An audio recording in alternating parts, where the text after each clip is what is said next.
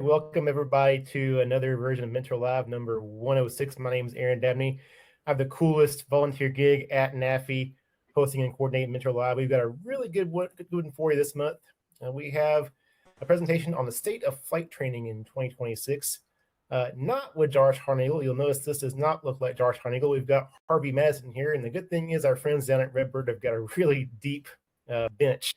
And so we've heard Harvey present before. He's going to do a really good job tonight. Excited to have him here. A couple of housekeeping items for you. As always, these presentations bear wings credit for you. It's really a two-click process. You click the link. It'll ask you to sign into your FAAsafety.gov account.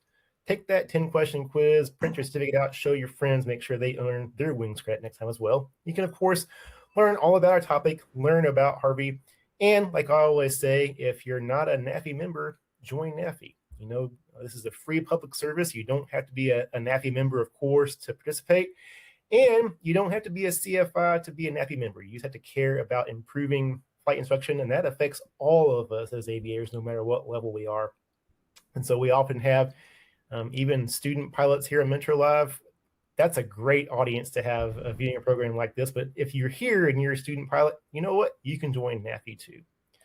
We'd love to have you engage with the program. And so as always, we'll take your questions and comments. Our volunteer, Rob Knight, is running the chat room this evening. Rob is a perfect example of what we love in a NAFI member, long-time GA flight instructor who's now flying for the regionals and is still giving back to general aviation and instruction. So make sure you engage with Rob. And do remember, before you ask your question, you're going to click the little chat bubble below your broadcast window there first. You'll log in as a guest. Make sure you give us your name first before you ask your question, because we don't want your question to be your name or vice versa. So make sure you tell us who you are before you try to ask your questions. And we're just going to jump right in and interrupt Harvey when we get a good question. So Harvey, I hope you're ready for, we're talking about baseball, so I hope you're ready for some sliders and some change-ups and some fun stuff. I'm ready. I'm not promising I'll hit them all out of the park, but I will take a mighty swing. Excellent. One more thing before we jump in. We've got some kind of an aviation thing happening in Wisconsin next week.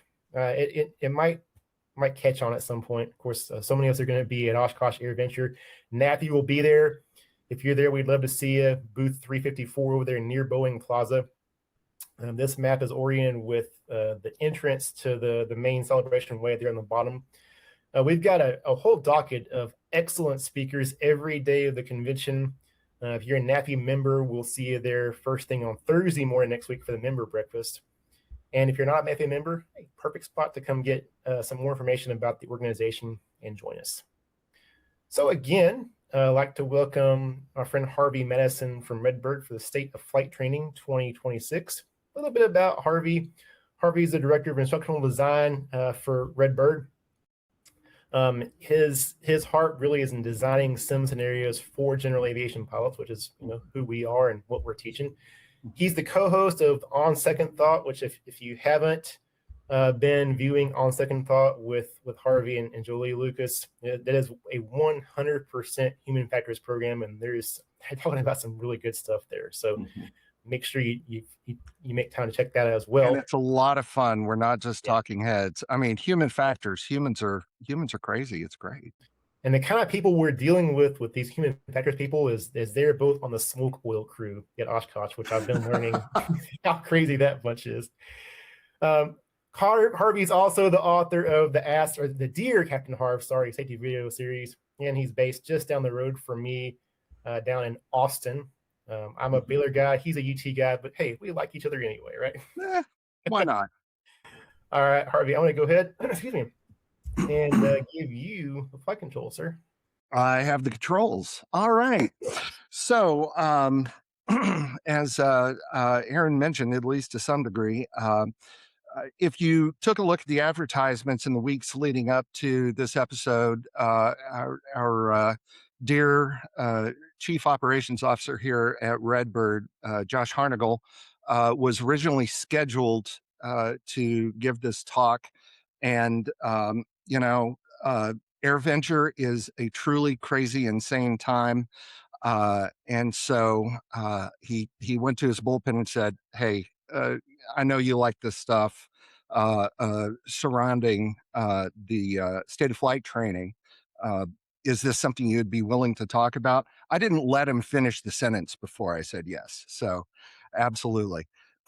What Redbird does every year is sends out a survey of the entire GA and educational instructional um, uh, aviation community and ask some really pertinent questions to kind of put our finger on the pulse of how things are going.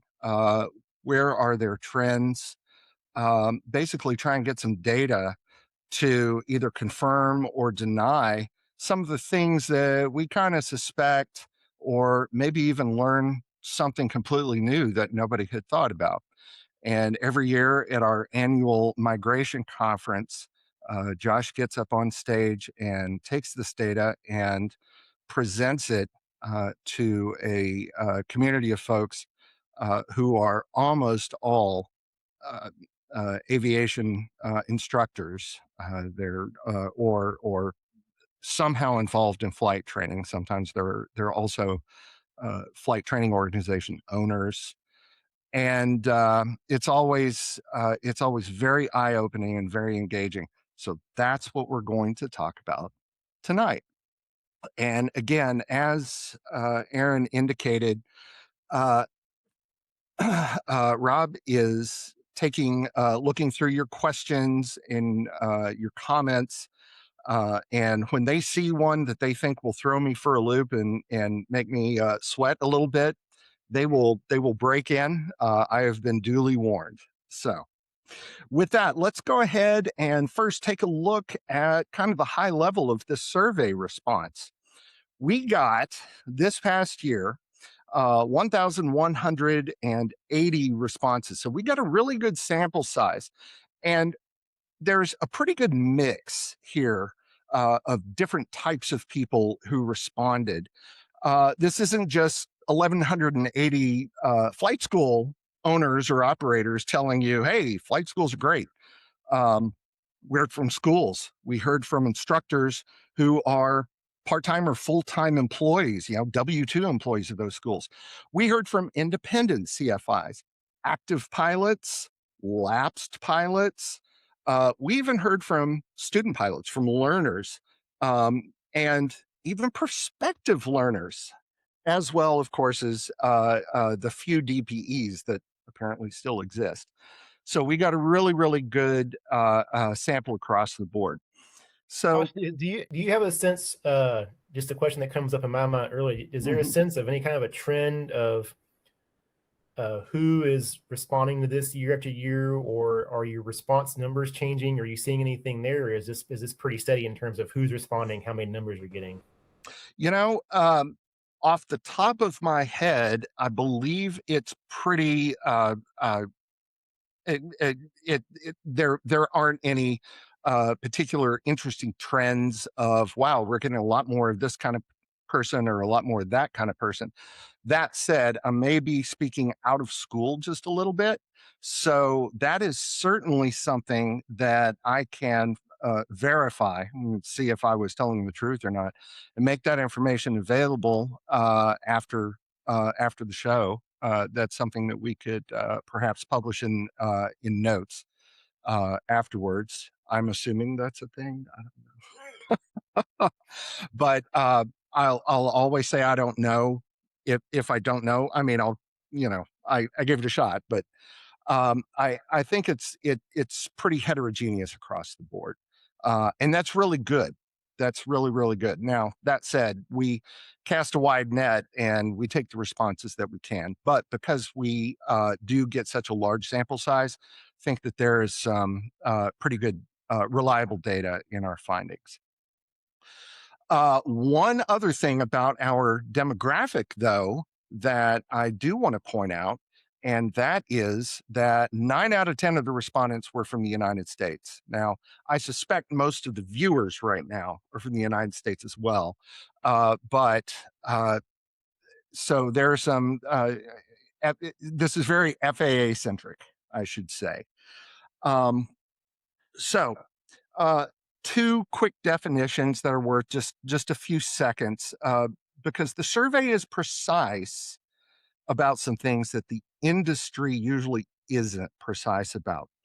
So, FTO, Flight Training Organization, we define those, the size of a flight training organization based on the size of its fleet, not its enrollment. Small is considered under 10 aircraft, medium is 10 to 20, and large is 20 or more. Uh, Hang on to that piece of information because that size turns out to be a pretty good predictor of some things. Also, active pilots versus lapsed pilots. And active pilots, the way we define it, one who has flown at some point is pilot in command within the past 12 months. A lapsed pilot didn't fly as pilot in command. Now, just because somebody's an active pilot, it doesn't say necessarily that they got any dual instruction or anything like that. And it certainly doesn't say, well, this pilot is proficient or even current or good or anything like that. And that's important because that's a metric that's going to come up as well. So, flight training pilots and students. 88% of pilots and learners did some kind of training. Okay. Just the smallest little bit of training would count here. That number should be high, ideally, and it is, and that's great. But everything to the right of that green bar that says 88% on it is where the story lies. 15% of folks who responded trained toward of pilots and students trained toward a new certificate or a new rating. 41% did a flight review or an IPC, something to either maintain or regain currency. Okay.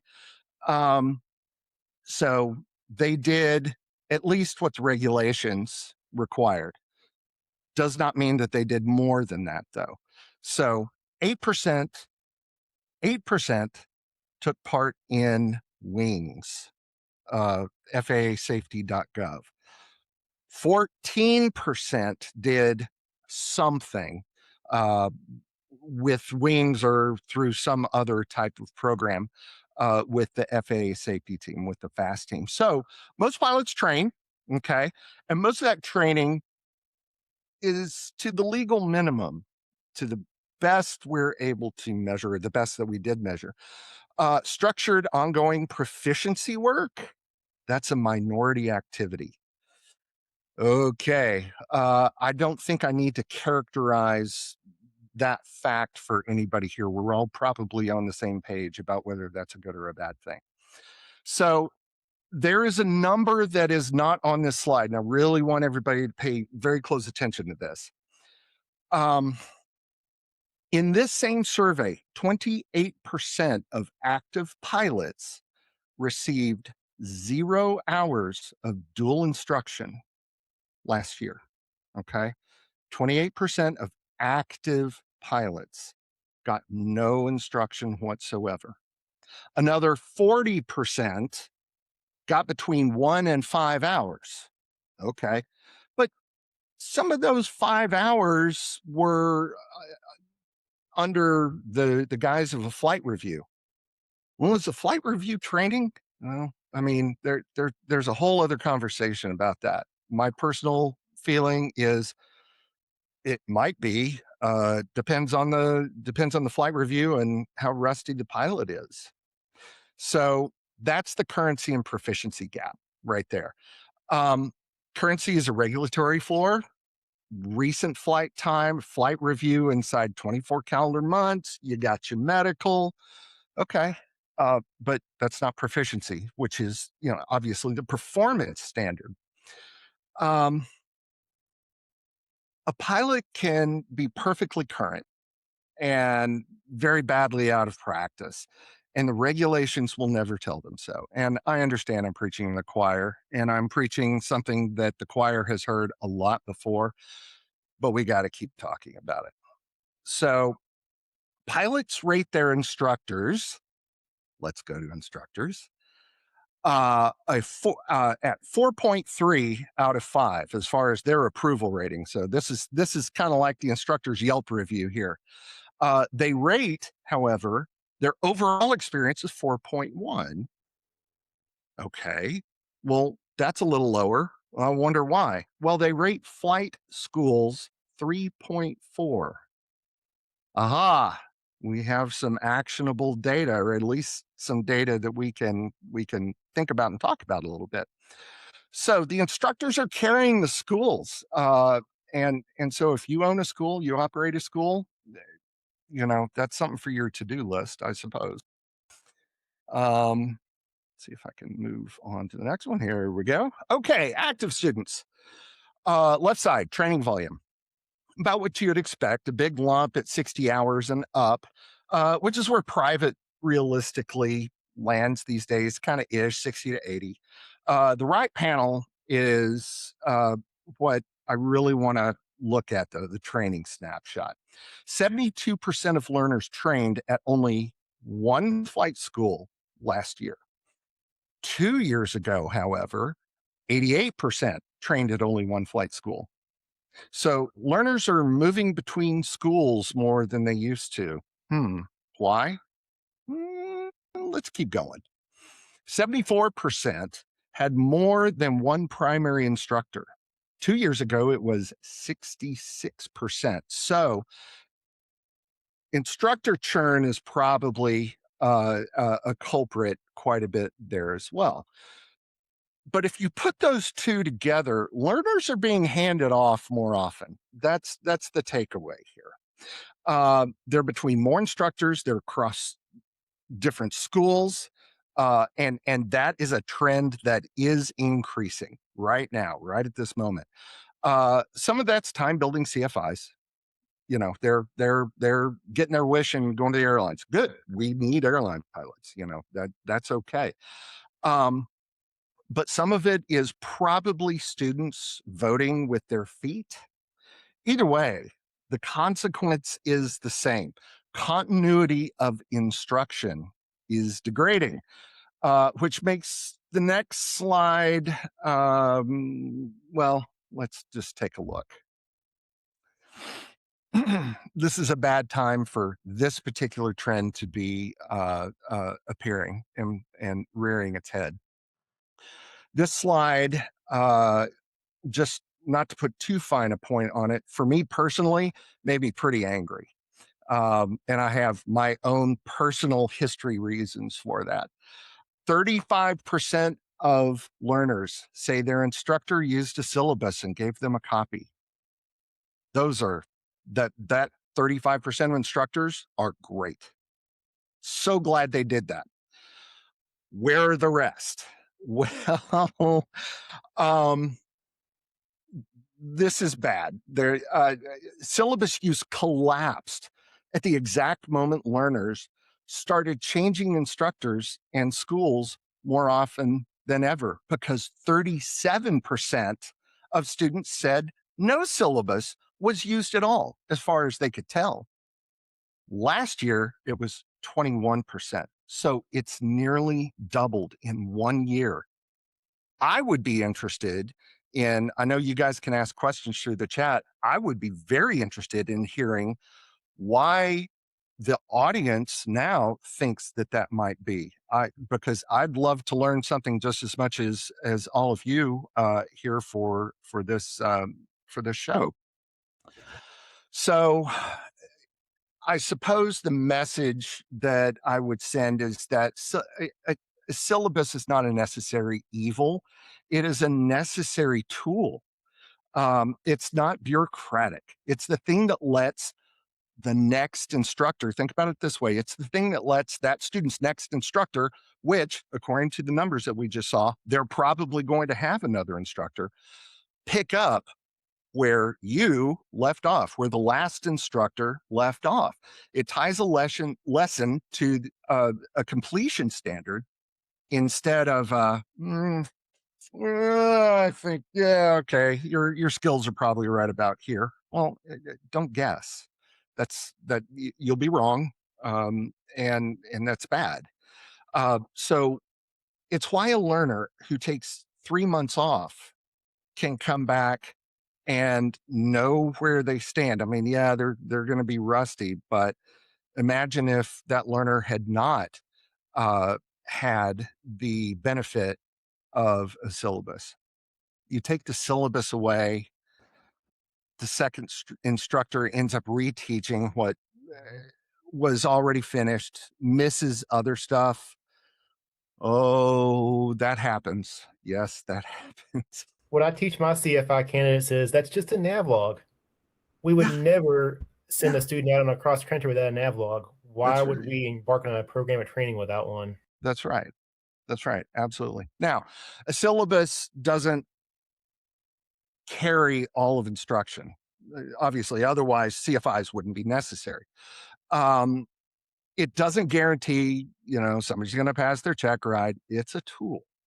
But what it does is it makes sure that the learner lands in your lap and you aren't staring at them, shrugging at you when you say, well, did you and your previous instructor already cover this or covered that? And you can measure the progress of the learner at every step in a standardized way. That's just incredibly important. And so if you take one thing away from this entire presentation, that's it. That's the thing I hope that you take away from it. Okay, let's talk about independent CFIs. 19% of them, of our respondents, independent CFIs represented 19%. And they get their own slide because there's some really interesting stuff here. The business picture is pretty soft. Not very busy is the single largest category in both years. And it grew to 37%. Another 12% are hardly flying at all. The optimism numbers did tick up slightly. 3.5 for the year and 3.6 for the outlook, both up about 2/10. That's a rounding error's worth of hope. So I won't try and oversell it, but it is hope nonetheless. 87% instruct part-time. Uh, that's the defining fact of this group. People with day jobs or they sit at their offices at the front of an airliner, or retirements, teaching on Saturdays, that kind of thing. Um, and this is something that you really need to keep in mind is that 23% of them use some sort of training device, which there is just massive, overwhelming, uh, peer-reviewed research that shows that everything improves for everybody, CFIs and learners and FTOs, businesses, when you use flight simulation. Um, and I know a company that might be able to help out with that. So this group is simultaneously, this is interesting because the independent CFIs are simultaneously not busy enough and they're also not using the cheapest tool available to them. So we'll see about the economics of that, and show that it it doesn't add up to not use flight training devices. Schools are busier than the independents, and I don't think that surprises anybody. 41% of them call themselves very busy, and that's up from 33. Okay. Uh, but watch the waitlist bar because it went the other way. 23% had a waitlist in 2024, 16% in 2025. So fewer schools are turning people away. Okay. Schools are busy, but the desperate can't return your call busy from a couple of years ago is essentially gone.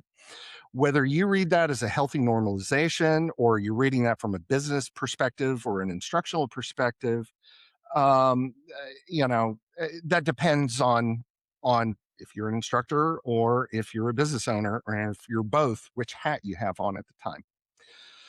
The ratings held up though, 3.7 for the year, 4.1 for the outlook. Schools are more optimistic about next year than they were about this one, which is a good sign, um, especially after looking at that last slide.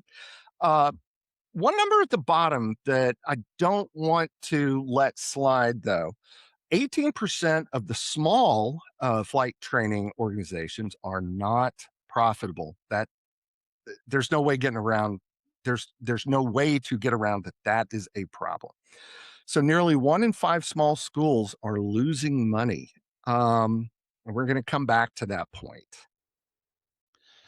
Um, just real quick on this one.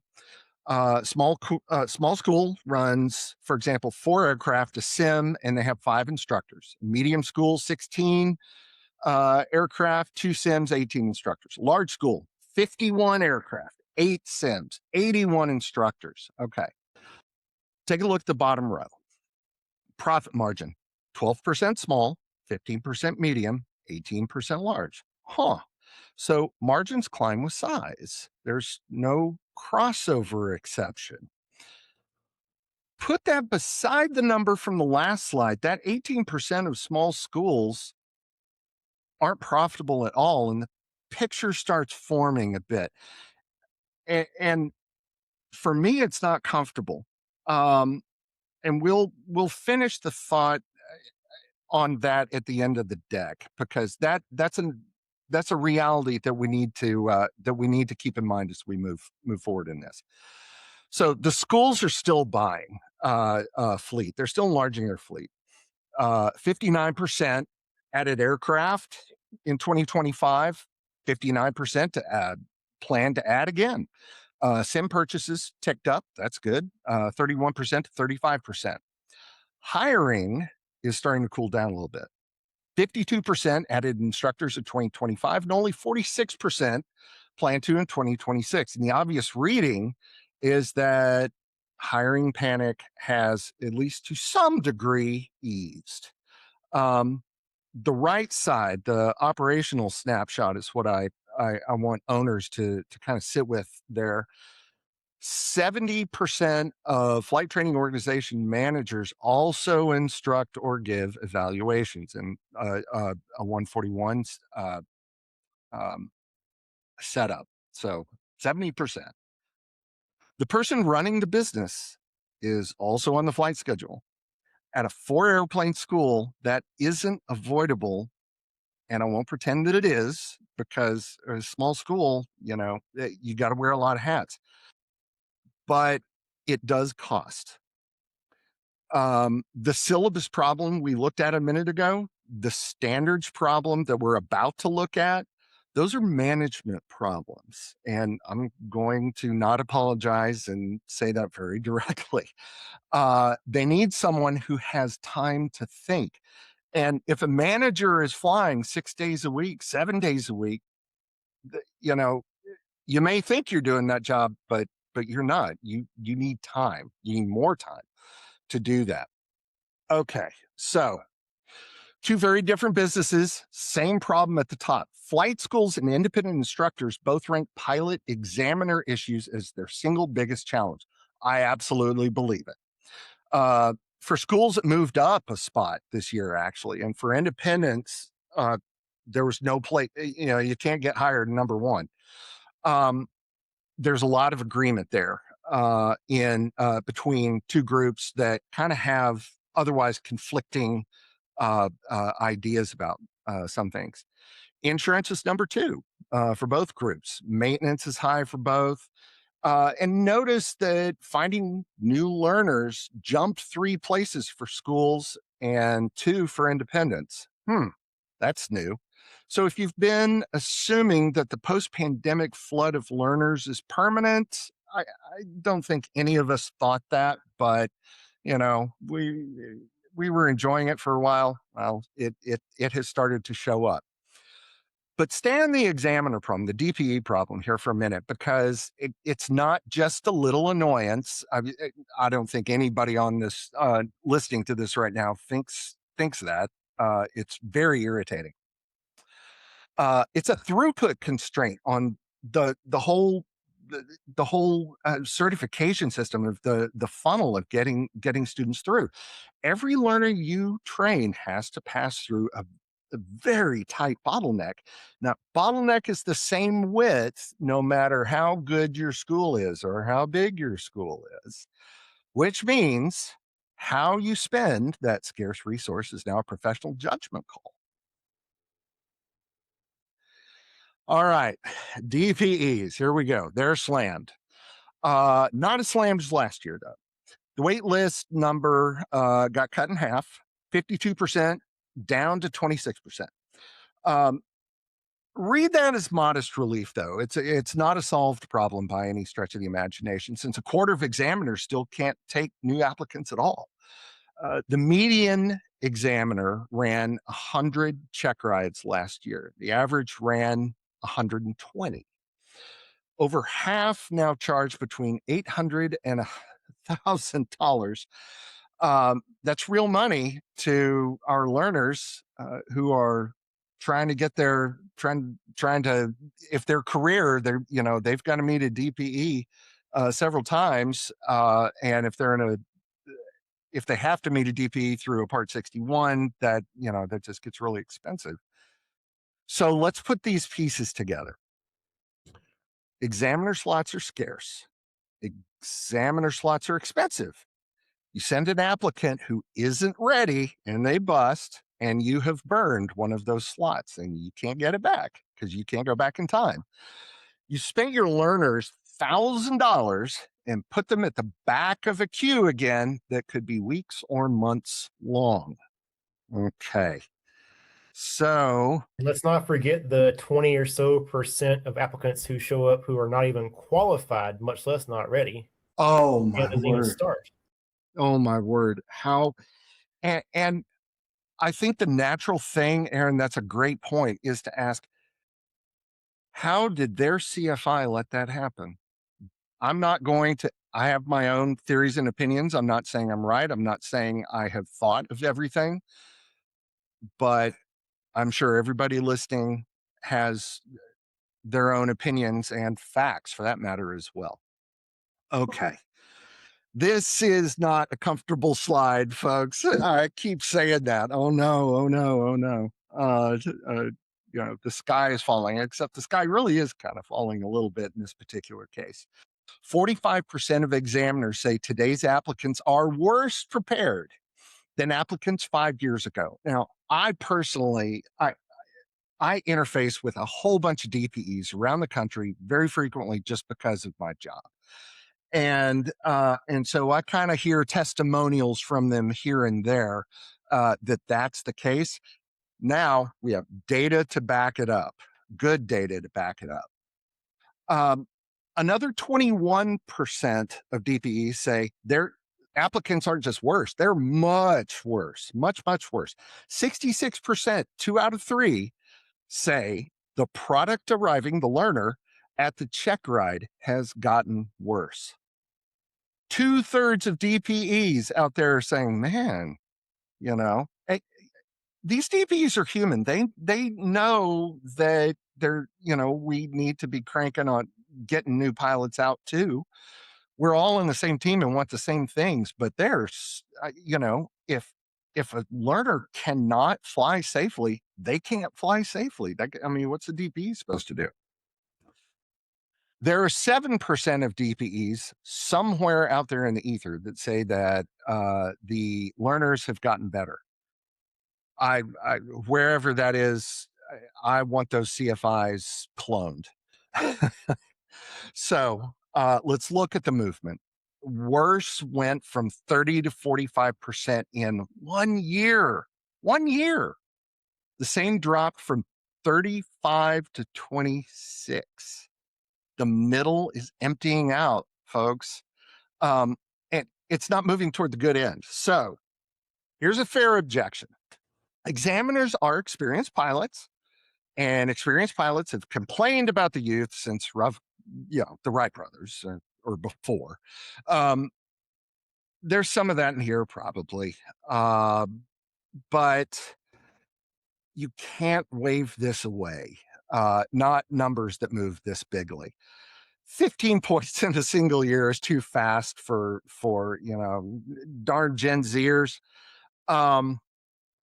It's a signal that something institutional, systemic, community wide is going on. We've got a Um, really relevant comment to that point from a student pilot. I mentioned the student pilots are yes. the best viewers here, so thank you so much, John, for this comment. And unfortunately, you're not alone, John. He says, I'm almost at 100 hours as a private pilot student, an additional 30 or so simulated hours. Hadn't soloed until recently, had to travel across the country 2,000 plus miles to solo. My new instructor said I was being, in quotes, taken for a ride. I agree with this, John, as somebody who trains CFIs. He says the new pipeline of instructors lack confidence in their abilities and it affects the students. Louder for the people in back, John. Yeah. Amen. Absolutely. Why? Why? Because we're teaching a CFI check ride and we're not teaching teachers. That's right. And I realize that's a really broad stroke I'm painting, but that's how I see it. You know what? When the canvas is that broad, you need a broad brush. I absolutely agree with you. I don't think there's anything out of line about that at all. I think you've nailed it. So also keep in mind, remember when I was grinching about the lack of syllabus use? That syllabus collapse and the instructor churn that's going on, all of these things are conspiring to be at least part of this problem that has popped up. And it lines up with something else. And this is another thing that I want to say that I really want you to pay very close attention to. It might be on the quiz. In this same survey, examiners ranked why applicants fail. Piloting skill came in as the number one reason. It's the only failure category that got worse. Okay. So everything else went down. So it wasn't knowledge. It wasn't, hey, I don't know the regulations well enough. Hey, I didn't bring the right logbooks to my check ride, although that does still happen, and there's no excuse. It's because the applicants can't fly the airplane. I'm going to call that a problem. Call me crazy. So when 4 independent findings point in the same direction, that's a trend. And the response is insultingly obvious, which is why it probably gets skipped. Oh, we're not going to skip it. Protect flying time. Protect flying time. Actual airmanship to a standard, scheduled, defended. There's a strong pull in modern training toward what's easy to teach, what's easy to document, what's easy to check off of box if you're using a syllabus. Knowledge is easy to teach because you can do it when it's raining outside. You can do it when an airplane is down for maintenance. Checklists are easy to document. Flying the airplane is neither of those things. And it's the thing that is failing people.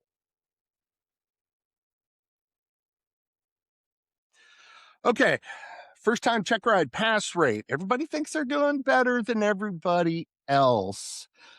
Schools claim 86%. Hey, examiners who actually watch the rides say 76%. Who do you believe? The middle row is the one I want to point out. Independent CFIs report an average first time pass rate of 70%. Okay. But the median is 97%. Now, for those of you who, like me, fell asleep in statistics class, the mean or average and median are different, are kind of different things. But if you take a look at the huge gap between those numbers, what it means is that a small number of very low scores are dragging the mean down. while a typical case stays high. So here's what's actually happening. Most independent instructors are posting excellent first-time pass rates, near perfect even. But there's a minority doing badly enough that they, in an outweighted way, are massively dragging the average down by 27 points. So I'm going to say, what Josh, if you're listening, just remember you like me and you want to keep me around. There are some bad apple CFIs out there. They shouldn't be instructing there. Okay. I did not name names though. So, Aaron, quick, say you agree. I do agree, and I think another issue with the independents may be, how can I put this politely? Some of us have been around for a while. Mhm. I resemble that. I keep my hair cut short because it's getting pretty gray here in the temples. But Yeah. I think when you're by yourself, sometimes it's a little bit more difficult to be up to date in all the ways we need to remain up to date. And I wonder how Yeah. much of that's cooked in as well with that independent issue. Yeah, that absolutely. That is certainly possible. And in fact, I think you may have just given me another idea for a great episode, human factors episode on that other show. So the real argument for standardization among independents is this slide, pretty much.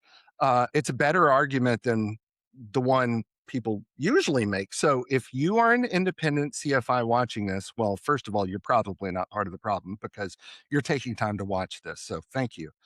Um, but there are some others out there that are not doing our industry, um, the people in our industry, the students that we need, and the thing that we're all passionate about, a huge disservice. What do we do about that? Not sure. But we should have a discussion about it. We should constantly be talking about that now. So I invite you to start that conversation in your in your community, your aviation community, your culture. So median aircraft training, 180 an hour. Okay. Advanced 225, multi-engine 385. All right. I assume that's wet. I don't really remember. But let's take a look at the middle bars. Basic aviation training device rents for about 20 bucks an hour. An FTD, flight training device, 35. You get an advanced ATD, an advanced aviation training device like the Redbird FMX or MCX or an LD, 75 bucks. So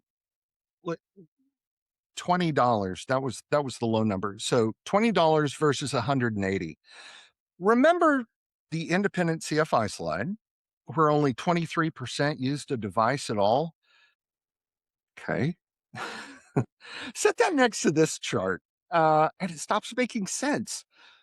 The tool that costs 1/9 of an airplane is used by fewer than a quarter of the instructors who could use it. Why? Why? Um, Also interested if you want to pipe up in the chat to say why you think that might be and what the solution might be. Um, I want to be precise about what the device is good for because overselling it um, can be a real disservice. Um, a flight training device is excellent for most, not necessarily all, and I will include our equipment in that for most flight training activities. The one thing that I say about our simulators is you don't want to learn to taxi in them.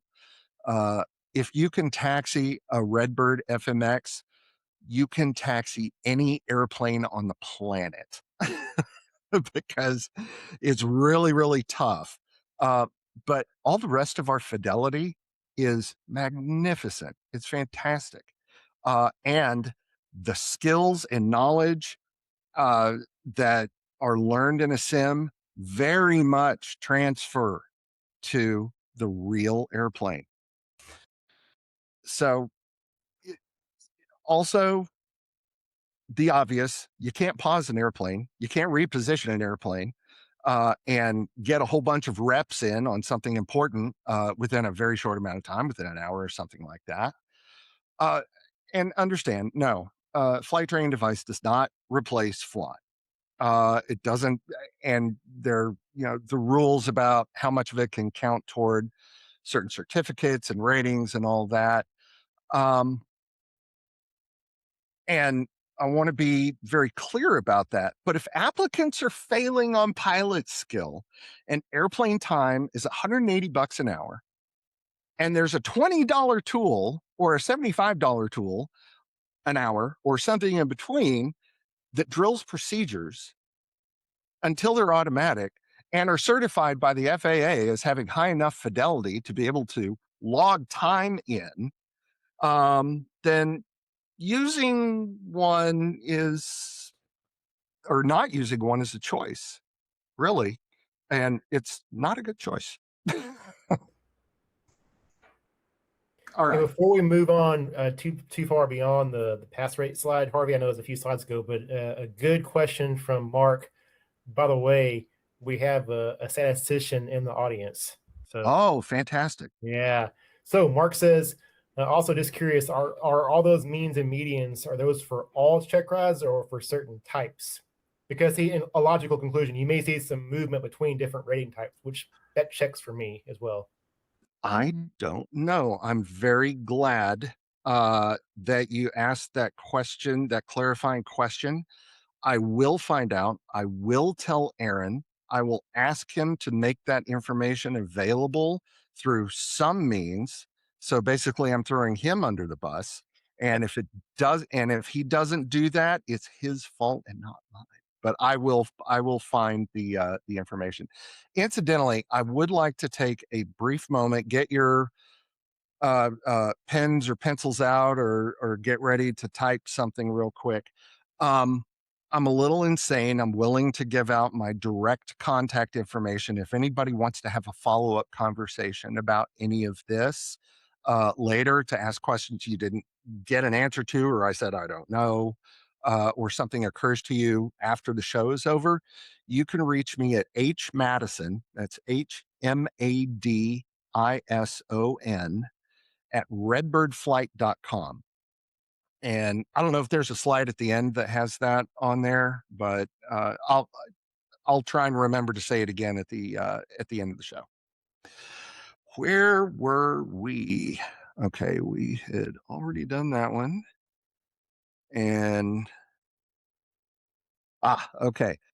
Total time and cost to complete. So the headline number is $16,000. That's the median to finish a private pilot certificate in 24 weeks. I hate that statistic, and I so understand why it gets so much attention. Instrument, 11,500 in about 15 weeks. Commercial, 10,000. CFI ratings and the multi add-on are cheaper because they're built onto everything else before them. Sport pilot, 12,000. It's supposed to be affordable. It's supposed to be a foot in the door into aviation, and now it costs 3/4 of what private does. The price isn't helping. Now, we do not control the price of petroleum. Period. I have nothing else to say beyond that. So, elsewhere in this report, the private pilot median shows is 16,500, and that's a rounding artifact between two views of the same data. I mention it because somebody always catches it. I'll bet somebody already did, our statistician. And I want to be the person who says it first. So $16,000 is the number that makes prospective learners walk away. So the question is whether that number is still climbing. And we're going to get there in just a couple of slides. So hang with me. If I can click. There we go. All right. 31% of schools raised prices in the last 12 months. Okay. 25% plan to raise in the next 12 months, and 20% already raised and plan to raise again. So, okay, economic realities. Uh, Compare this to 2023 when 69% raised prices. So the frenzy has cooled off. That's good. But take a look at the bottom right. 24% haven't raised prices and don't plan to. Well, in 2023, that was 14%. So the group holding the line is growing. Okay. The optimistic read of this is that cost inflation is finally easing and schools no longer need to chase it. Now, this survey was taken before gasoline suddenly shot up again, where it remains now. So that kind of throws that comment out the window. But let's pretend like gasoline still costs the same in 2025 as it did in 2025 right now. The pessimistic view is that schools have hit the ceiling of what learners will actually pay, and they're starting to absorb costs. The flight training organizations are, because raising prices again would cost them the learner at all. The learner just walks away. That's tough. That's very, very tough. Whoops! I think I may have. Yeah, I went one too far. There we go. Okay. So this is the slide that I wanted to get to earlier. The cost of a private certificate since 2020, 9,000, 11, 12, or 12.5, 14, 14 again, and 16.5. It's gone up 83% in 5 years. The instrument rating followed the same path until this year when it actually came down a little bit. 12,750 down to 11,500. I'd like to tell you that's a trend, but I can't. It's just 1 year. It's at this point, it's just a data point. So keep an eye on it. But private is the one that matters for the health of aviation. That's the front door that everybody comes through. And the costs have nearly doubled in 5 years. Doubled. Keep that in your head, because the next slide shows something that appears to contradict it. And working out why is going to be very, very useful for context and understanding truly what's going on here. Time to earn a private, 30 weeks. 30 weeks, 28, 24, 24, 24. Okay. So that's down by 20% since 2020. Instrument, 20 weeks down to 15. So it costs 83% more and it takes 20% less time. If your instinct is that those two should move together, you're right. I would agree with you. And that instinct is exactly what makes this worth talking about. Training didn't get faster in the sense of requiring less. We all still have to pass the same check rides. The hours didn't drop. What's changed is the rate at which learners consume those hours, which these days is really quickly, and how much each of those hours costs. So learners are training in fewer, more concentrated sessions. I'm not going to draw the conclusion out loud because I think you all see kind of where I'm headed. Flying more often per week, finishing in fewer calendar weeks, and paying a much higher hourly rate for every one of them. Okay. Aircraft rental is up. Insurance is up. Maintenance is up. Instructor rates are up. We got to pay the bills too. Compress the calendar, multiply by a bigger hourly number, and this slide is what you get. Here's the part that should cheer you up a little bit. Training more frequently, boot camp. Well, this isn't boot camp style, but a little closer to boot camp style. There's some educational truth to that being a more effective way of learning. Fewer gaps means that there's less skill decay, less reteaching. The learners are finishing in 24 weeks instead of 30. And you would think that they're getting a much better education. They're just paying a lot more for it. Uh, both of those can be true at once, and neither cancels out the other, except they're not passing. They're doing worse. We go back to what all the DPEs have been saying. The pass rate is going down. The quality of learners that they are getting for check rides has gone down remarkably. So every year since 2020, the bigger the training provider, the better it rates its own business outcome. Large schools are on top, medium are in the middle, smaller below that. Independents are at the bottom. 6 straight years, it's consistent. Remember the margin row from the FTO table? 12% small, 15% medium, 18% large. Same story, just told in a different way. And notice something right at the edge. In 2025, the lines converged a little bit.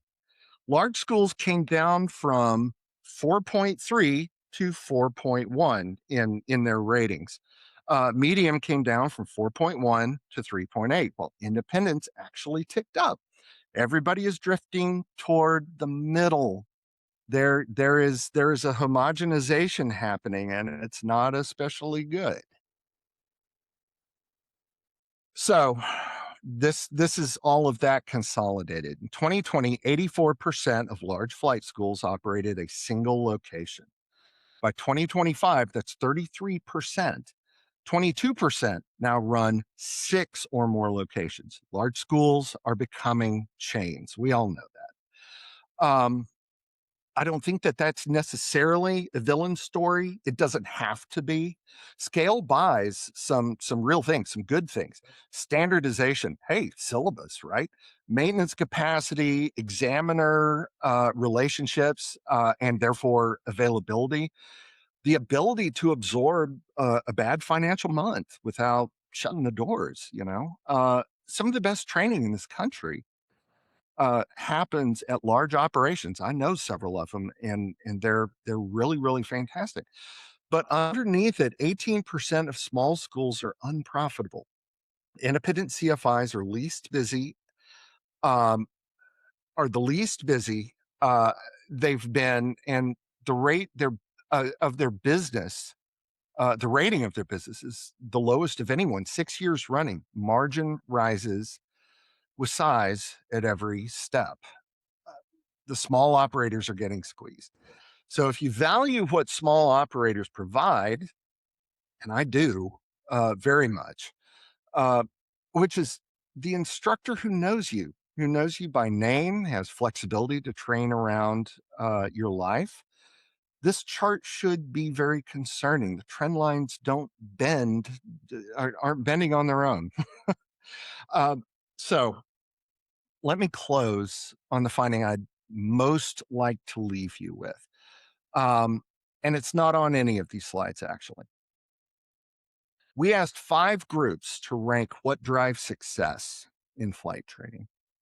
School instructors, independent instructors, examiners, and pilots and learners themselves. These groups agree on almost nothing. Whoops, my slide just went away. Okay, I got it. I'll fix it for you. Okay. I know. Whee! I saw a flick. There we Beauty of go. live TV. Here we go. There we Let me share go. my Yeah, screen that's and all go to right. speech. It's not live TV unless something like that There happens. you go. Okay, so Gotcha. again, those groups that we surveyed: schools, school instructors, independent instructors, examiners, so DPEs, and pilots and learners. All right, these groups agree on basically nothing, and we've got the numbers to back that up. They're each other's customers, they're competitors. Every one of them put the same factor first here about what's important, about what matters. The learner's preparation between lessons, and every one of them put natural ability of a learner at or near the bottom. So let's think about what that means. The people who see the most learners are telling you that talent is essentially irrelevant. I mean, it's not irrelevant, but compared to the other stuff that we're talking about, the other stuff is more important. It's what the learner does between flights. Uh, and that's nearly everything. So when a learner is struggling, the instinct to think maybe they ain't got it. They weren't born with it. Yeah, that's there's no data to support that at all. I know people who before they were pilots, I never in a million years would have told you that they can do it, and they did it, and they're great. They're fine. The likelier explanation is that they showed up, the learner, for their next flight without having opened a book since the last lesson. Well, and you know where that process starts, and this sort of tees us up for next month's Mentor Live too. And I feel like I don't want our viewers to feel like we're rubbing their noses in anything, because I think we're probably preaching to a bunch of choir directors here. We are, but as a profession, we suck at debriefing. Yep. Number two, as a profession, we have to realize that one of our jobs is teaching study skills. Yep. And to which, to play devil's advocate and then answer that, I will say this. I can imagine instructors out there saying, it's not my job to teach study skills. To which I would say, you want to keep being an instructor and having, do you want to have more learners and a higher pass rate? Then adopt the old adage, it is what it is. Yep. You got to do what you got to do. And the big thing that I will harp on this last time is the first step in solving that problem of getting a learner to crack open a book, to think, to do homework or anything like that, is to have a syllabus. It doesn't have to be Sporties. It doesn't have to be King Schools. It doesn't have to be, you name it. It could be one that you wrote. That's fine, as long as it is good and effective and predictable and in the student's hands in addition to yours. And everybody, the teacher and the grasshopper, the learner, knows where in the syllabus they are at any given moment.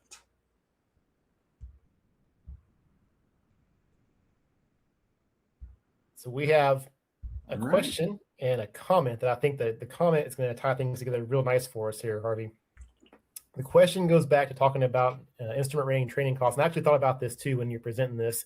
Mm-hmm. Carlos asks, do the IR costs, and I'll add training times, so the instrument rating costs and training times, does those include the 50 hours of cross-country PIC that an instrument applicant has to have under Part 61?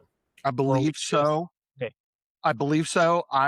But again, that is something I'm 90% sure. I will be 100% sure. And Aaron, I will let you know. And all of you out there, it's Aaron's fault if he doesn't tell you. That's right. I'm pretty good at throwing Aaron under the bus. So. Yeah, I'm gonna have Rob here in a minute put my email address in the chat as well. So if you're on the chat room and Harvey's thrown me under the bus, you'll have my email address so that you can reach out to me and get those answers that Harvey's promised. And also mine as well. Again. Yeah, he's already got yours in. Oh, he does. Okay, yeah. Great. Thank you, Rob. Appreciate that. Okay. What comment. else?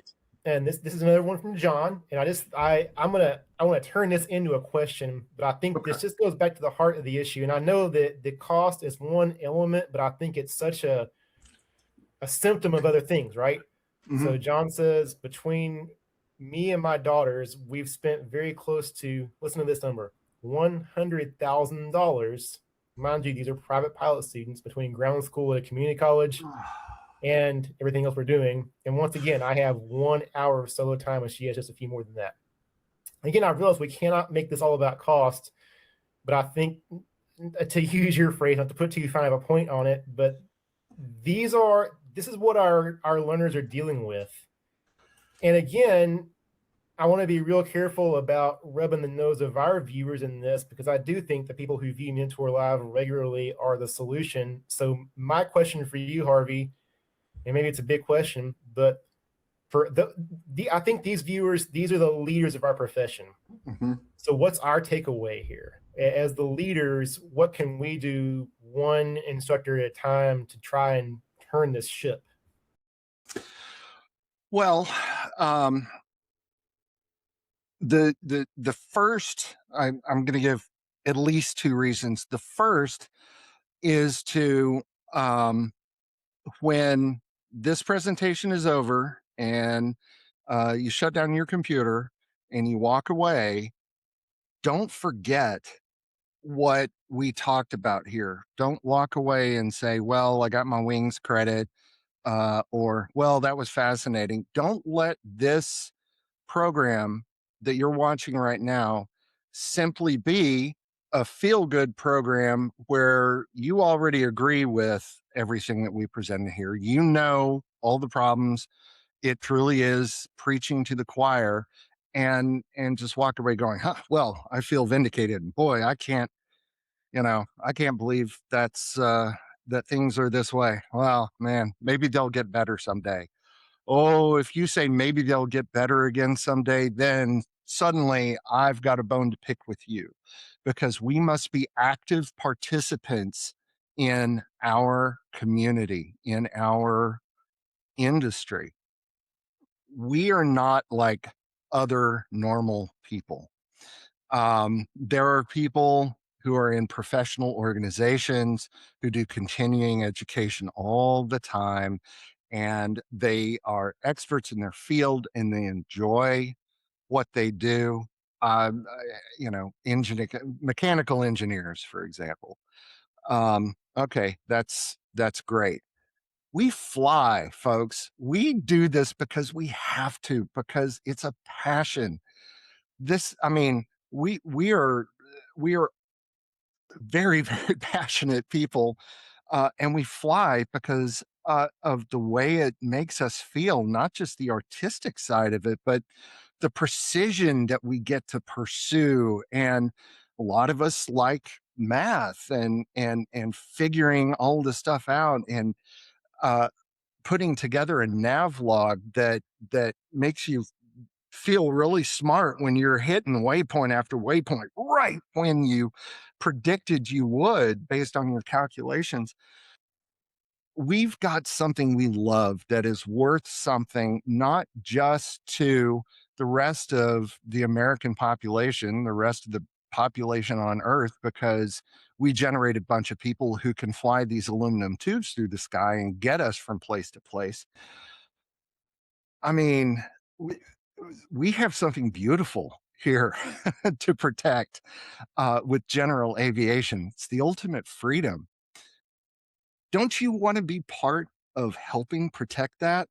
Start asking other independent CFIs, start asking other flight training organizations, what's our syllabus? You don't have to shame them. If you just ask the question, it'll get them thinking. Now, if you do want to shame them, I'm okay with that too. But just asking the question is enough to get the sentiment out there that, hey, we need to be stepping up our game right now. Okay, we need to be professionals. We need to fully and completely train people to keep. I mean, it's an ethics question as well.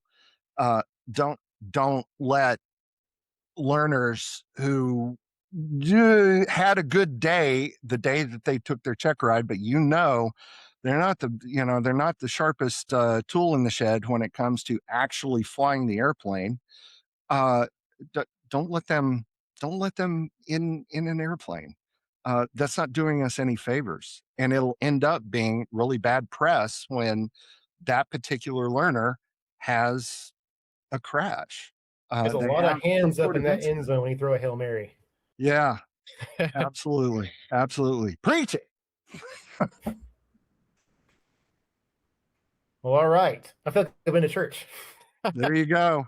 There you go. Absolutely. Well, we appreciate you, Harvey. This has been some of the things that I think a lot of us think we know in our guts. To see some empirical support behind is huge. And so I can't express enough. Number one, our appreciation as an organization for what Redbird does for NAFI, but y'all doing this survey every year and giving us data to actually use to improve our profession. We can't overstate how important that is. So thank you on both counts, and thank you for being here in Josh's place. We were so glad to have you. Absolutely. We're all on the same team, and we all love doing this. And like I said, Josh did not have to twist my arm to do this. And thank you to everybody who has joined tonight. Thank you to NAFI as always. I will kind of take the words out of Aaron's mouth right now as well. You do not have to be a flight instructor to care about flight instruction, and you can be a real part of supporting an organization that does a lot of good by joining NAFI. Absolutely. So if you're not a member, go join. Enough said there. Did my job for me. I appreciate it. Sure. So I did mention that some of the stuff that Harvey closed on kind of sets us up for next month. We're going to talk about the debrief next month.